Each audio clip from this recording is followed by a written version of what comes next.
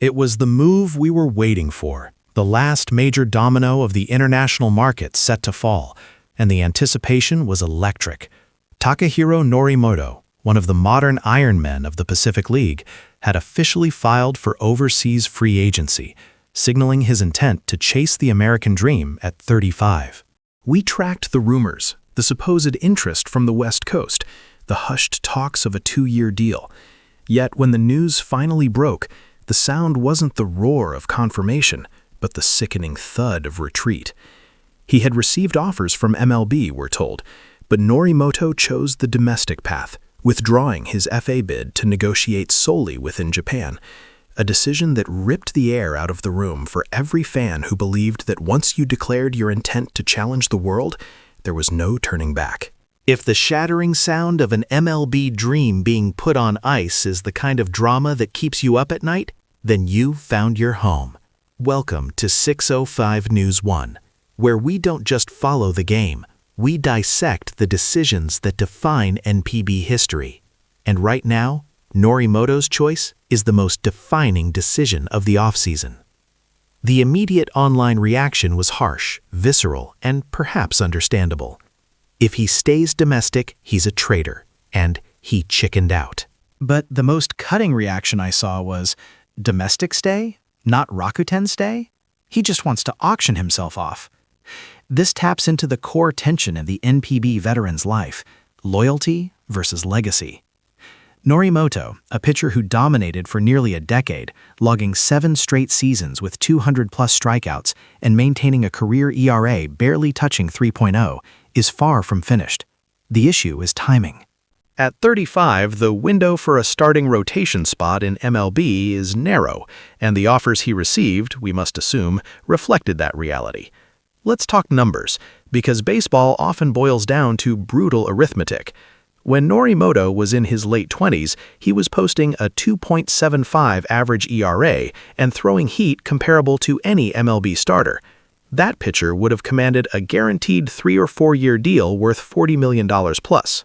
The Norimoto of today, while still effective, carries the freight of accumulated innings and a slight dip in velocity, transforming him, in the eyes of MLB executives, from an ace into a high-leverage bullpen piece or a back-end starter, likely on a heavily incentivized short-term contract. The greatest tragedy here is that he went through the formality of filing the FA papers, argues Takashi, a retired NPB scout who has seen too many dreams deferred. Once you announce your departure, the public expectation is set.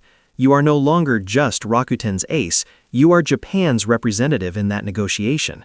His decision to pull back, even with offers on the table, suggests the American market fundamentally misunderstood his value, or perhaps more painfully, that he fundamentally misjudged his own market timing. This is where the structural conflict lies. The NPB market is guaranteed, often offering long-term security to established veterans. We've seen reports that domestic offers could secure Norimoto a 3-year deal guaranteeing him upwards of 1.2 billion yen, primarily in a starting role. Compare that to a hypothetical MLB offer, say a 1-year deal for $3 million, with another $5 million dependent on achieving 150 innings pitched, a high-risk, high-reward structure that places all the pressure on a 35-year-old body.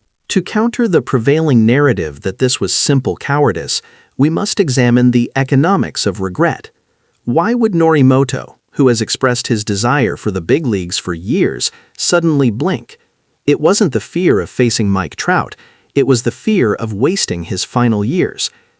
If he goes to MLB now and fails to secure the necessary innings, he returns to NPB a year older, with his domestic market value potentially diminished, explains Dr. Sato, a sports economics specialist. He would be sacrificing a guaranteed starting rotation role and generational wealth for a gamble on an unfamiliar role. The American leagues were not offering him a chance to be the man, merely a man in their bullpen rotation. For a pitcher who prides himself on carrying the load, that's not a challenge, it's a demotion dressed up as an opportunity. This brings us to the climax of the decision, the structural incompatibility of the two markets. MLB teams look at his age and his mileage and see risk. NPB teams look at his track record, his durability, and his drawing power and see certainty. The final hidden factor, the plot twist that explains the retraction, is not related to money, but to the role guarantee. Norimoto didn't just want an MLB roster spot, he wanted assurance of meaningful starting rotation innings to justify the move. When those assurances failed to materialize and the offers presented were too heavily skewed toward relief work, the decision became clear.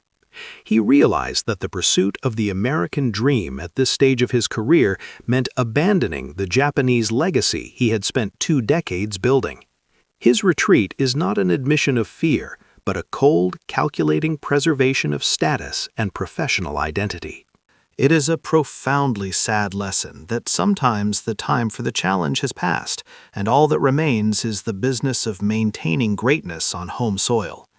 Now, the bidding war begins within NPB, potentially creating an incredibly dangerous rival for Rakuten and confirming the public's worst fear that Norimoto might leave the Eagles entirely.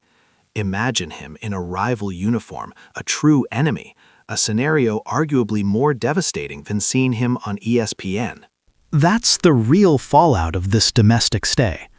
The saga of Takahiro Norimoto's non-departure serves as a powerful reminder that the narrative of challenging yourself often clashes violently with the reality of professional contracts.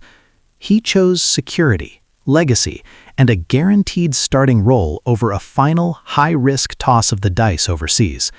This decision is already reverberating throughout the baseball community, and the implications for how NPB veterans view the FA process are enormous.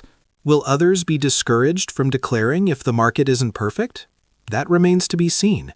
But what we know for sure is that Norimoto is staying in Japan, and whether he remains loyal to Rakuten or signs with another domestic club, the dynamics of the Pacific League just shifted seismically. We want to know what you think. Did Norimoto make the right, pragmatic decision for his career, or did he disappoint the core spirit of the international challenge?